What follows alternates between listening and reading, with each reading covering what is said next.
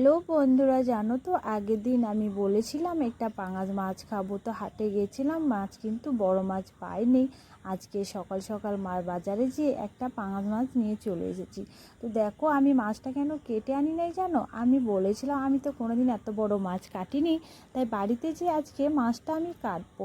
তো দেখো এখানে আমি মাছটাকে নিয়ে নিয়েছি, এরপর আমি মাছটাকে ভালোভাবে জল দিয়ে ধুয়ে নিচ্ছি, যেহেতু মাছটা আমি কাটবো। আর পাঙাশ মাছে জানো তো গায়ে একটা জানো তো সে লেলা ভাব থাকে, ওটা যদি ভালোভাবে উঠিয়ে দেওয়া হয় তাহলে মাছটা ভাজার সময় খুব সুন্দর হয়। আর দেখো মাছটা আমি দোদাতে যে আমার হাতে যেন মাছের কাঁটাটাও যায় গাদা, আর হাতটা এত ব্যথা করছিল কি বলবো। তারপরেও কিন্তু আমি মাছটাকে কাটবো বলেছি যখন, তাই দিদি খুব হাসছিল, বলছে তুই কাটতে পারবি না, তো আমাকে দে। তো দেখো আমার হাতটা কিন্তু গাঁথা গেছে, একদম লাল হয়ে গেছিলো, খুব ব্যথা ব্যথা করছিলো জানো তো।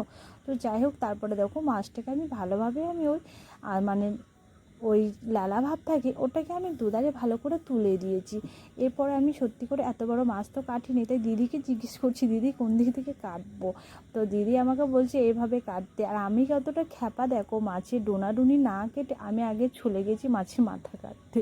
তো বুঝতেই পারছো আমি কিভাবে মাছটা কাটবো, তো বুঝতেই পারছি না, মাছটাকে না নড়াতে পারছি না চড়াতে পারছি, তো কিভাবে মাছটা কাটবো। তারপরে দেখো আমি তো একবার পারলাম না, আমি তো লটর পটর করে তারপরে দেখো আমি লাস্টে আবার দিদিকে লাগিয়েছি।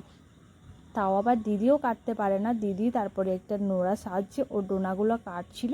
আমার হাতটা খুব আরে ব্যথা করছিল, তো দেখো হাতটা একদম লাল হয়ে গেছে। দিদি দেখো কতটা সুন্দরভাবে মাছটা কাটছে, আর আমি মাছের ডোনা কেটেছি না পা কেটেছি না হাত কেটেছি, গর্দান কাটতে চলে গেছি। বুঝতে পারছো আমি কি মাছ কাটবো। আমি মাছটা কেটে আনি নাই, ভেবেছিলাম মাছটা আমি কাটবো। তো দুই বোনে দেখো এত লটর পটর করছি মাছটাকে নিয়ে। এই আজকে ফার্স্ট টাইম আমি বাড়িতে গোটা মাছ নিয়ে এলাম, আর কোনো দিন নিয়ে আসবো না গো, যেহেতু মাছ কাটতে পারি না, তার জন্য না নিয়ে আসাটাই ভালো। তো দেখো কিভাবে করছি আমরা, একবার দিদি হাত লাগাচ্ছে, একবার আমি হাত লাগাচ্ছি, একবার দিদি পা লাগাচ্ছি, আমি একবার পা লাগাচ্ছি। যাই হোক দুই বোনে হাত পা লাগিয়ে লাগিয়ে মাছটাকে দেখো কত কষ্ট করে কাটতে হচ্ছে। তো দিদি এখন নোড়া সাহায্যে মাথাটা কাটছিল। জানো তো পাঙাশ মাছ মাথাটা খুবই শক্ত হয়, তাই না বলো। তো যাই হোক দেখো দিদি কাটতে পেরেছে, আমি ভেবেছিলাম আমি কাটবো। তারপরে দিদি আমাকে বলছে ঠিক আছে আমি এইভাবে কেটে দিচ্ছি, তারপরে তুই কাট। আমি বলছি আমার হাতটা অনেকটা ব্যথা করছে, আমি আর কাটতে পারবো না। তো দিদির মাছটা দেখো কতটা সুন্দরভাবে কাটছে, মনে হচ্ছে যেন মাছের একটা দোকান খুললে ভালোই হবে, দিদি যাভাবে মাছটা কাটছে।